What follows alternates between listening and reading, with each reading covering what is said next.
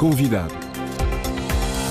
Patrício Trovoada, líder do ADI, aponta a recuperação de São Tomé e Príncipe como a sua bandeira principal na corrida às eleições legislativas de 25 de setembro. Ausente do país desde 2018, quando não conseguiu renovar o mandato de primeiro-ministro, Patrício Trovoada avisa que só será chefe de governo se tiver maioria absoluta. Caso contrário, admite deixar a política. O regresso ao país deverá acontecer no final desta primeira semana de campanha. Penso que é para breve.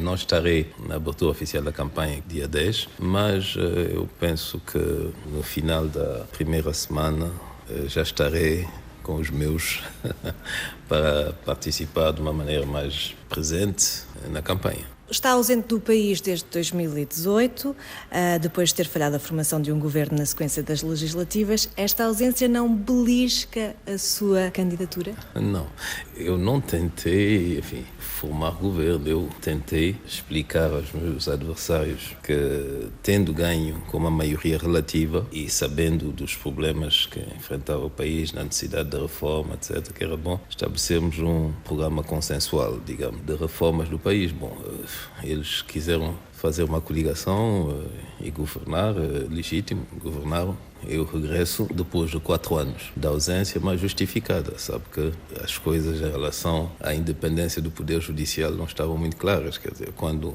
um governo retira a confiança política a um Procurador-Geral da República por ele ter arquivado um caso, e quando o governo passa a querer dar ordens diretamente à Polícia Judiciária sem se preocupar dos trâmites e da relação hierárquica com a Procuradoria, é um pouco difícil. Então, eu tinha atividades profissionais no estrangeiro e eu preferi concentrar-me nessas atividades, continuando a presidir o partido, e tudo aponta que essa minha decisão não criou grandes problemas a nível do funcionamento do ADI. Em abril voltou-se a falar do caso dos 30 milhões de dólares, o valor do empréstimo contraído pelo país junto de Angola durante o seu mandato, e que tinha sido arquivado por o Ministério Público considerar que não existiam indícios suficientes de irregularidades, branqueamento de capitais e corrupção. Apesar de arquivado, o Ministério Público pediu uma inspeção externa, houve uma comissão parlamentar especializada para investigar. O caso pode manchar a campanha? Não. Quando são questões tão importantes, é preciso ir ao fundo das questões. Não foi um empréstimo contraído com Angola. Não foi. Foi contraído com uma empresa privada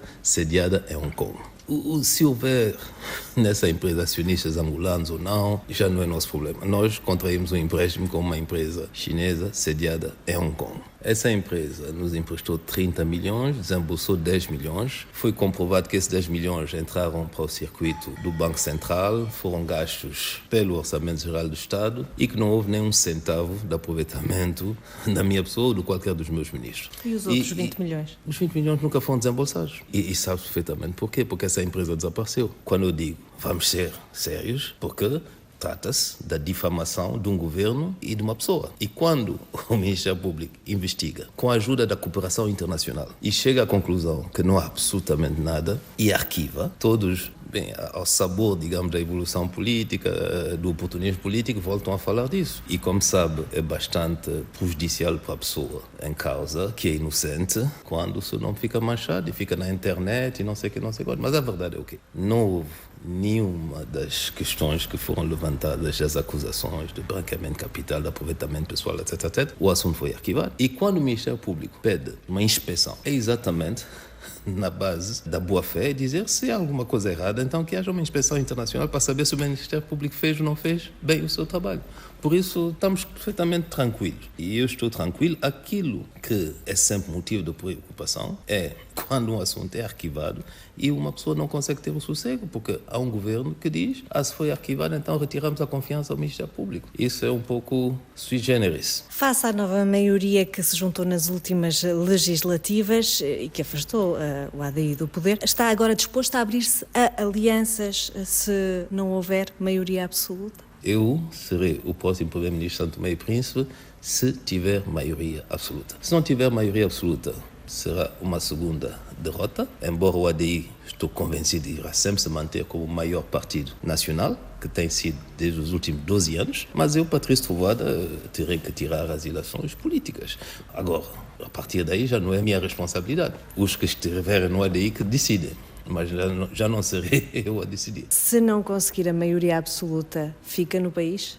Se eu não conseguir a maioria absoluta, sabe, com 60 anos, 7 filhos e 4 netos, é tempo de ir para a reforma e continuar a minha vida. A vida não é só política, eu tenho muitos pontos de interesse. Aliás, esses últimos 4 anos tive grandes aventuras empresariais, por isso ir fazer outra coisa não tem nenhum problema. Eu sempre disse que é o momento da transmissão. Se tivesse outras condições políticas no país, talvez não seria candidato a primeiro-ministro, mas eu penso que já chega, quer dizer, se não conseguir a maioria absoluta para engajar essa transmissão, será uma transmissão de facto, porque eu deixarei da política. E um dia à presidência? Eu não, nunca. Eu podia ter ido nas eleições passadas, não fui. Eu sou uma pessoa de ação e eu creio que não tenho o temperamento para ser presidente da República no contexto constitucional atual. E então quais são as principais bandeiras da sua candidatura em termos de saúde, emprego e energia, que são os setores-chave?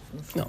A bandeira principal é a recuperação do país. É difícil, mas ao mesmo tempo facilmente poderemos fazer a diferença. Porque o país caiu tão baixo que hoje em São Tomé e Príncipe temos 50% da produção elétrica a funcionar, é muito. O estoque de medicamentos não existem. As estradas estão num estado péssimo. A circulação das pessoas e dos bens por via terrestre é complicada. Os problemas do porto de São Tomé e Príncipe são notícias todos os dias. O seguinte, terá que haver um esforço de recuperação e estamos perfeitamente à vontade para dizer que esse esforço será coroado de sucesso. E isso fará já crescer o nível de confiança das populações nos dirigentes, porque vão ver que realmente vamos recuperar o país. O esforço de recuperação, que implica formação bruta de capital fixo, investimento, etc., irá também favorecer o emprego, porque um dos grandes problemas desse governo é a capacidade de execução, não é a captação de recursos externos. Existem recursos, mas muitas vezes o que falha é que não existe um projeto ou não existe capacidade de implementação de projeto. Eu quero lembrar que do nosso tempo, no que diz respeito só ao FED,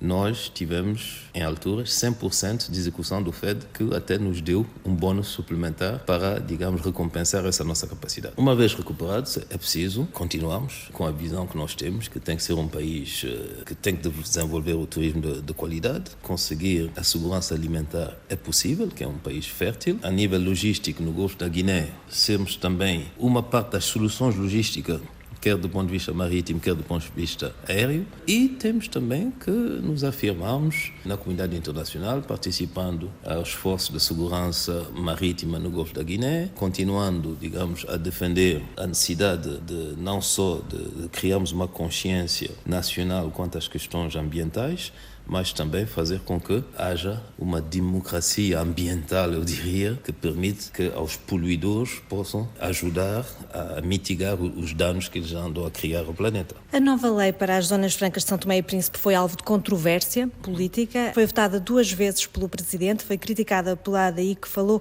em iminência de um golpe de Estado institucional que resultará na venda a saque de São Tomé e Príncipe. São acusações graves. Se a lei de facto se impuser, como evitar que essas acusações feitas pelo ADI não se concretizem? Por que nós dizemos que é um golpe de Estado? Porque uma lei que é votada politicamente pelo Presidente da República só pode passar com uma maioria qualificada de 2/3. Bom, o atual poder achou que a maioria qualificada era mais um deputado a mais daqueles que votaram. Votaram 28, 29, passa votar mais um e a lei passa. Bom, isso não faz sentido, quer dizer, não faz sentido em São Tomé e Príncipe, não faz sentido em qualquer democracia. Agora, a lei sobre zonas francas, o mundo evoluiu. Temos a nível mundial uma preocupação com branqueamento de capital, com invasão fiscal e com o dinheiro também, não só dos tráficos financeiros e do crime organizado, mas sobretudo o dinheiro do terrorismo. Nós achamos que a lei não era suficientemente robusta, não dava suficientemente garantias e votamos contra, e eu penso que foi mais ou menos aquilo que inspirou o Presidente para o veto. Não é que estejamos contra zonas francas, não é que, mas há uma linha vermelha que é preciso não ultrapassar-se. Não houve novo recenseamento eleitoral, jovens militantes do ADI organizaram uma marcha em julho em protesto. Que impacto é que isto pode ter nos resultados eleitorais e na credibilidade do processo? A primeira preocupação não é essa. A primeira preocupação é de justiça e de permitir às pessoas exercer um direito que é consagrado na Constituição. Nós somos um país que tem uma taxa de crescimento populacional quase de 4%. Como é que se vai, num ano, impedir a quase 9.000 jovens de votar? A nossa revolta foi realmente pela violação de um direito constitucional. As palavras de Patrício Trovoada, líder do partido ADI, uma das 11 forças políticas na corrida às eleições legislativas de 25 de setembro em São Tomé e Príncipe. Nesse dia também há eleições autárquicas e regional.